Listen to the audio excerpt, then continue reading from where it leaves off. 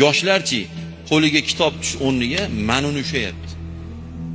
Manun bilan katta bo'lgan bola chorni bagatir bo'ladi.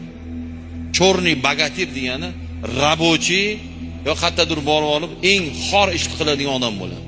Xohlaydimi, xohlamaydimi, bu gapimiz yoqadimi, yoqmaydimi qizig'i yo'q. Shuning uchun payg'ambar dunyoda aziz bo'lmoqchi bo'lsang o'qi degan. Aziz bo'lmoqchimisan? Aziz bir xil ma'nosi avtoritet tushuniladi, ikkinchi ma'nosi kuchlilik tushuniladi.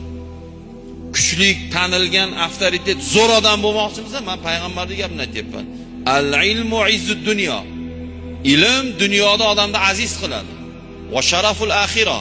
Oxiratda sharafli qiladi. Yuzini yorug' qiladi, obro'li qiladi. Ya'ni bu nima degani? Dunyo va oxiratda obro'li, yaxshi inson bo'lishni xohlagan odam